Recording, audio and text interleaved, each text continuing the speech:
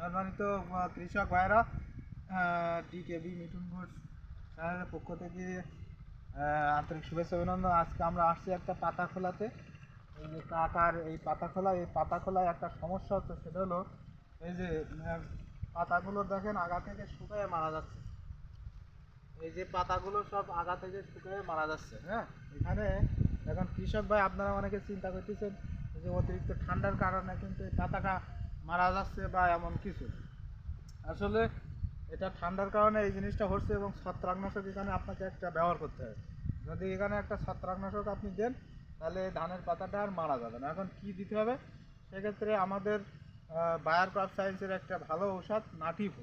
এটা হলো 16 লিটার ট্যাঙ্কিতে 10 গ্রাম নাটিভো, এবং এখানে আপনারা ডাইথেনিয়াম 45 ম্যানকোজেব গ্রুপের এই ডাইথেনিয়াম 45টা এই যদি ধানের পাতা এখানে আপনি ব্যবহার করেন, মানে 16 লিটারে এটা কখন স্প্রে দেবেন? দুপুরের সময় স্প্রে দেবেন। স্প্রে দিলে কী হবে, এই ধানের পাতাটা মারা যাবে না।